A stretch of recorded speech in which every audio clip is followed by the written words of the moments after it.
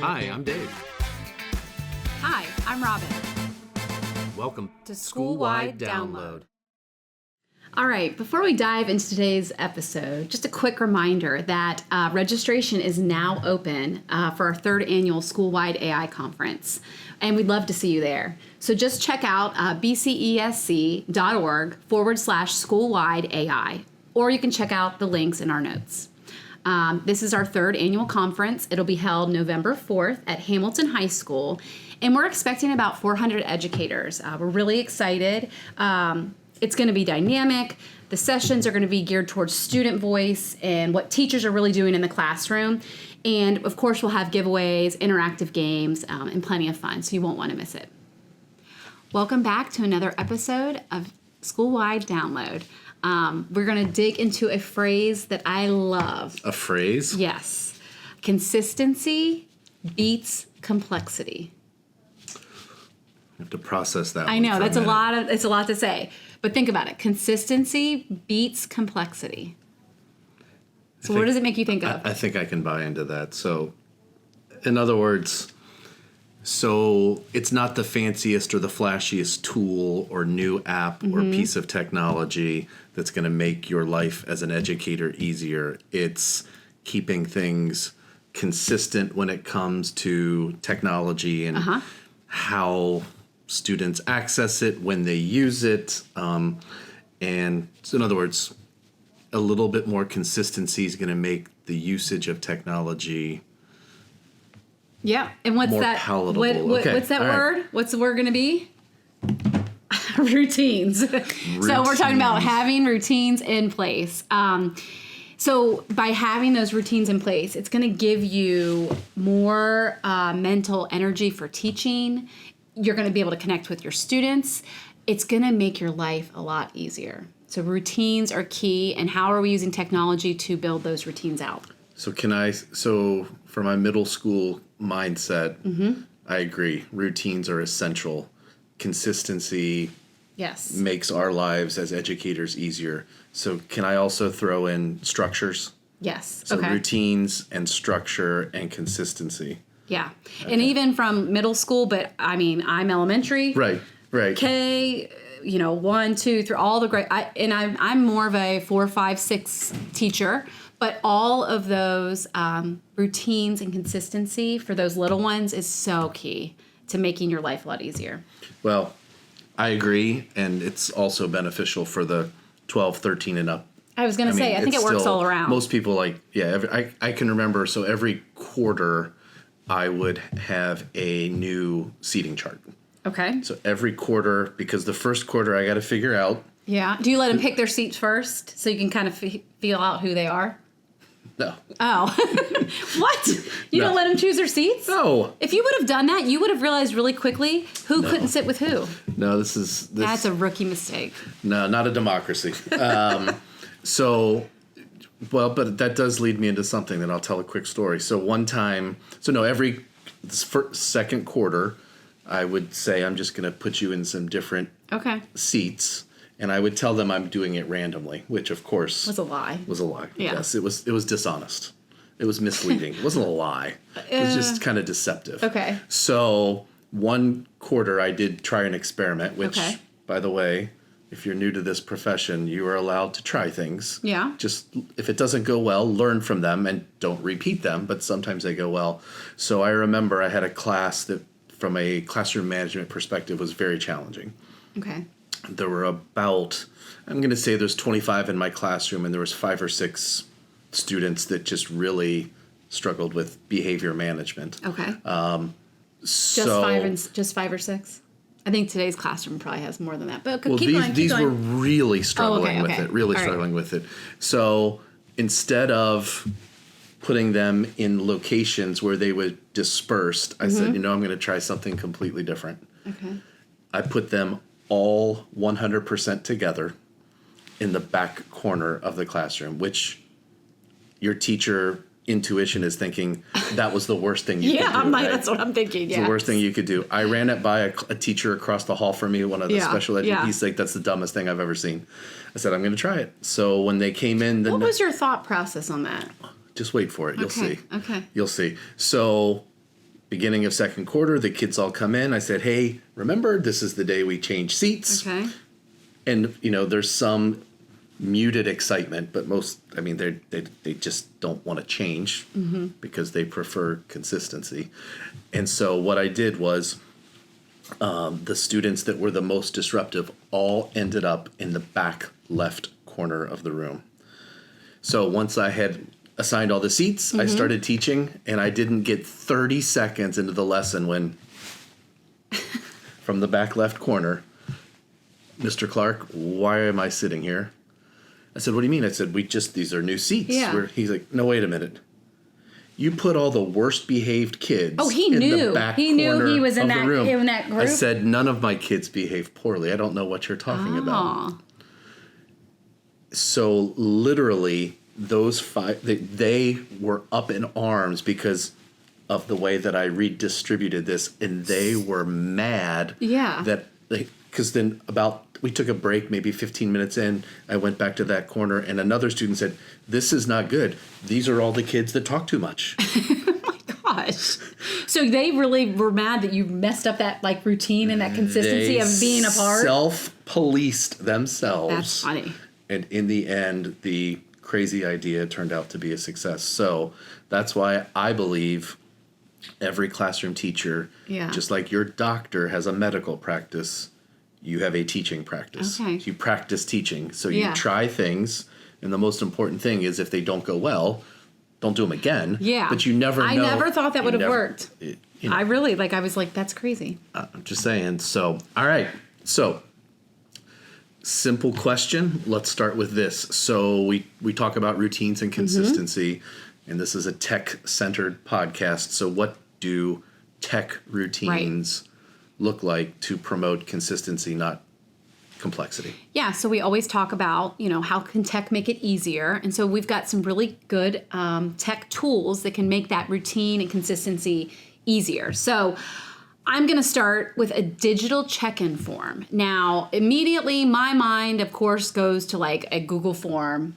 Now, I love check-ins. That's one of my favorite things. I was a teacher. I like to greet my students at the door when they walked in. 100%. I was a high five. You've seen the videos, high five or thumb up, thumb down when they walk in the room, or the ones I struggle with are the ones that every student has with their teacher, the unique handshake. I know. I couldn't even keep up. That was way But it's a great check-in. Level. So how can we use tech to be digital with it? So I actually have some 4 really cool tools that we're going to talk about very briefly.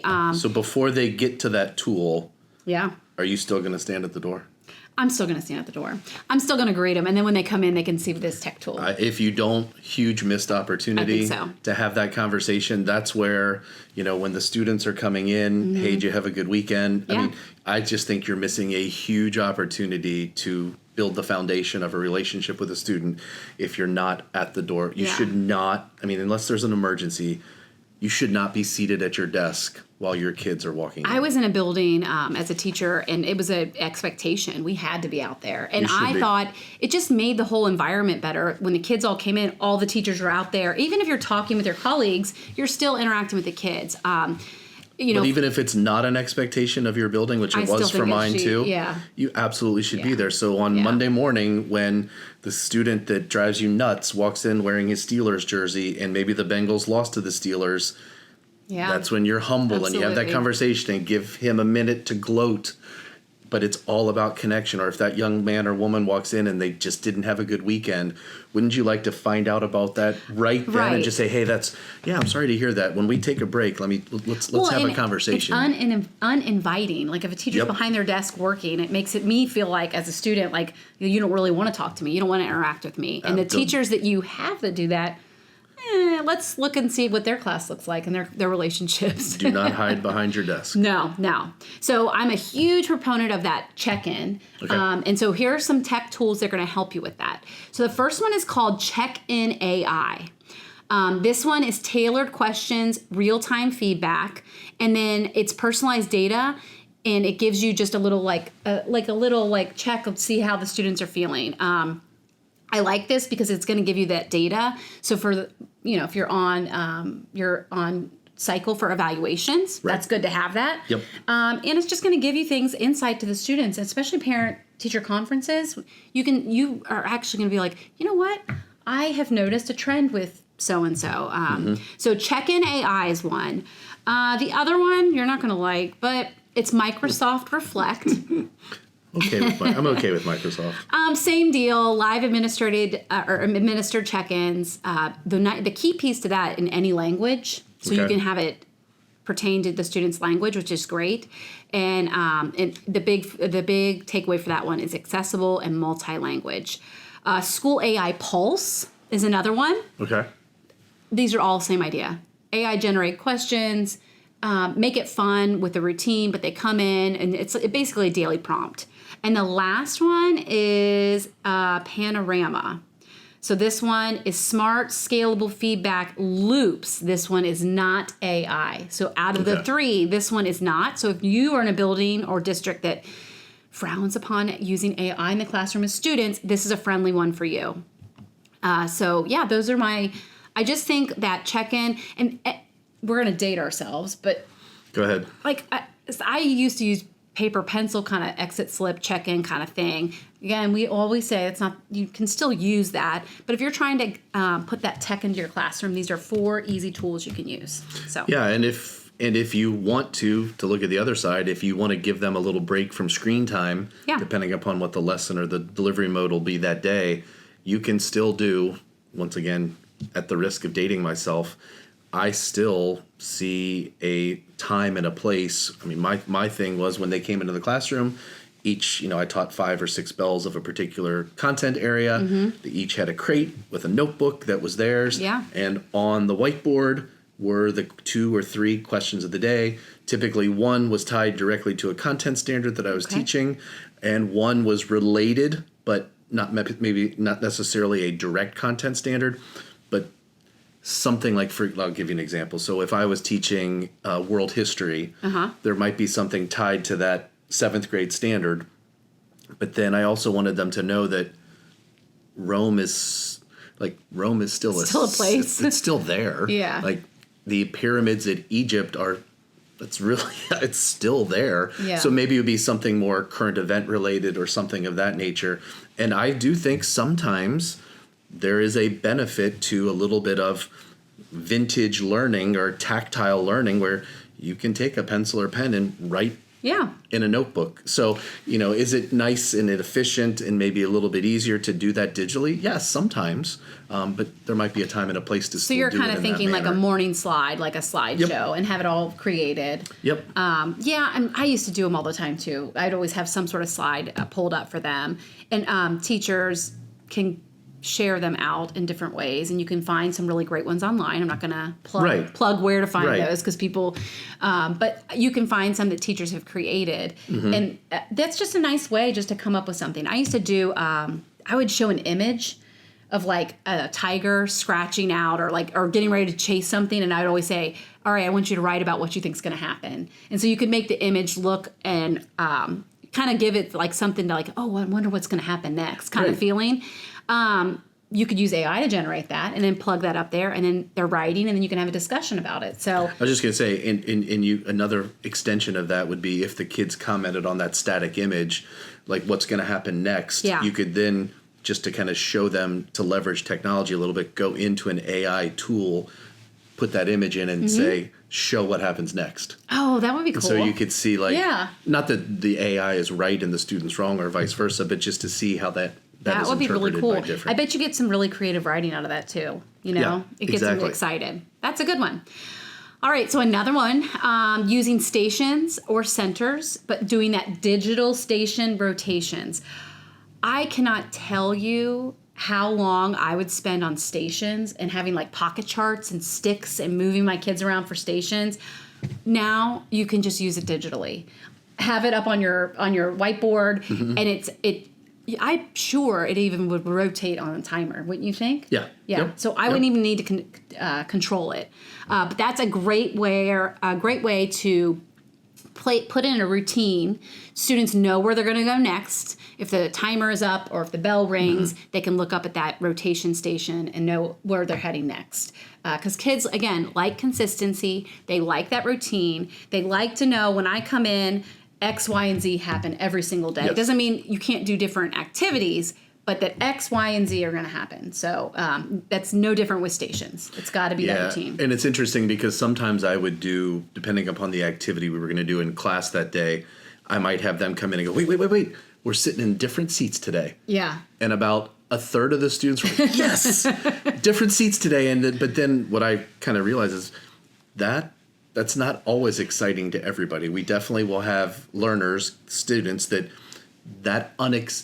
my point is this: be careful with how much unexpected things happen, because that does cause anxiety for some of the kids. But I'd still do it from time to time. Well, we do it as adults. When we go to church, like, we all sit in the same pew. If you're in our pew, like, it's a big deal. Yep. So, like, think about it. Even us, like, when we go sit in an office, when we go in the conference room, we all sit in the same places. Well, I've done workshops where I will only put chocolate little Hershey bars in the front row. Yeah.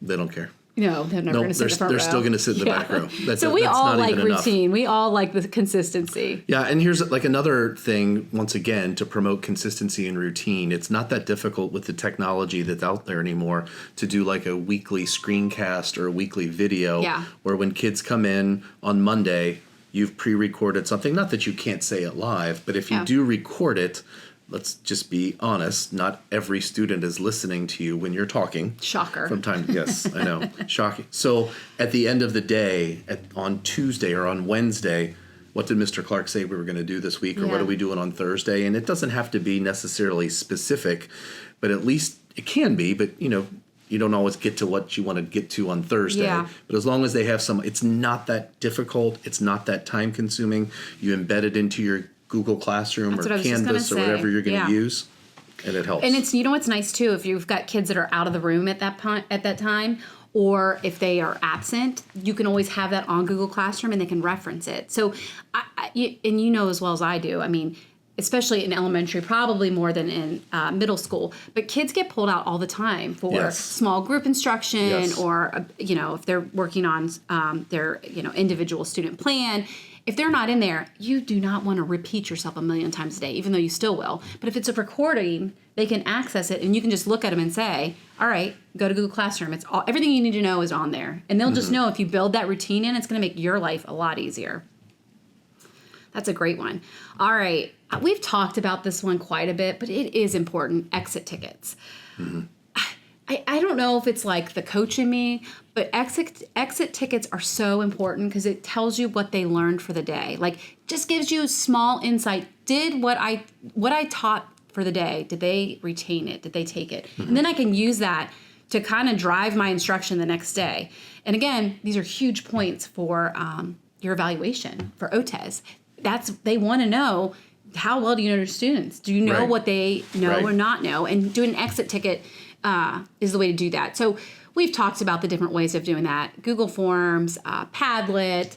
There's so many tools. There's lots of ways. And I remember when I first got a Promethean board in the classroom, I remember there was one of the ways that we did the exit ticket was you could have it up on your interactive whiteboard where they had the emojis ranging from like upset. Anyways, quick. They could literally touch where they felt on the way out of the classroom. So even that little tiny bit of data is still going to inform what you do the next day.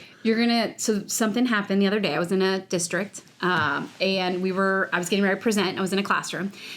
And I turned around and I was trying to hook up to the whiteboard, and I'm looking for the cord, and you're never going to guess. So she's like, oh, it's a smart board. And in my mind, I'm like, I was like, oh, we got rid of those a while ago. Like a smart board? It was new, and it literally mimics your computer. It was basically a large computer on the board. So the same way that the smart board or your board worked. Yeah. Except everything I had on my laptop was on the board. So all my files, my drive, and it was all touch. And I was like, oh, full circle. I'm on the smart board again. So it was really cool. So that was new to me. Well, sometimes tools or brands that are popular come back around. Yeah. But kind of in wrapping this up, one of the things that we want to make sure we state is routines are not necessarily, typically they're not about adding more. Mm-hmm. It's about streamlining. And when students come into your classroom and they know what to expect when it comes to technology, but honestly, it's beyond just technology. That's one of the pieces, because technology is firmly integrated into the classroom now. Definitely routines are important with technology, but they're important in the classroom in general, just so that it makes you more efficient as a teacher. It's going to help you with classroom management, and it's going to pay dividends in a lot of different ways. So it's going to save you some time. Yeah, I think you're right. And if you're new to the education world, or you've been here for quite a while, I think it's student relationships and routines. Like, if those are my two go-tos, that's what I would always say. Just because, like you said, it's going to pay off in the end. You're going to have more time to get to know your students. Mm-hmm. And if you have got routines in place, you're going to get minutes back. Right. And we know as a teacher, you don't have enough time to cover what you're supposed to cover anyway. So the minutes never add up. So if you can get some minutes back, I think routine and having that, that in place is going to make a huge difference. All right. Well, when it comes to trying this tomorrow, just a couple suggestions.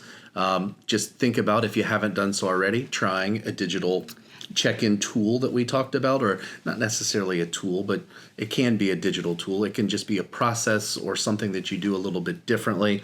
We're going to put a link into the YouTube channel under Schoolwide download. So if there's a particular tool that you've used in the past or are currently using that you want to rave about and give a shout out to, we always like to promote and share stuff that works. We try not to, we know we're in different districts and sometimes we're in our own world in a classroom, but we want to be able to share things that are going well. Yeah, please do, because those tools I shared with you, I think some of those sounded really cool, and I think you might want to try that. Absolutely. Yeah.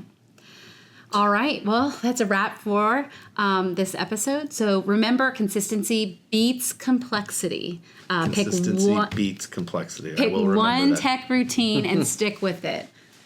All right. So the next episode, we're going to tackle something that teachers always ask about, because we need to provide it. And let's think, like, I'm thinking of best practices. We need to provide it quickly, right? Okay. And it needs to be specific. This is going to be my jam. This one is. We're talking about feedback. So giving students feedback. The reason I said that, I was always a language arts teacher, so giving writing feedback is really hard to do. And so we're going to kind of go through that and explore some ways to kind of make it easier for you and make it more engaging using tech. Because we always know it needs to be specific, it needs to be quick, it needs to be, but that's not always very practical to be able to do that. It's not. This is a space where we really think, I think I do, maybe you do, AI can really support us in becoming more quick, or doing this quicker and providing it to be more specific. So all right. I'm excited about it. All right. Thanks for joining us. Thanks for joining us. Thanks for joining us for another episode of Schoolwide Download. Don't forget to like, share, and subscribe wherever you get your podcasts. We'll see you next time.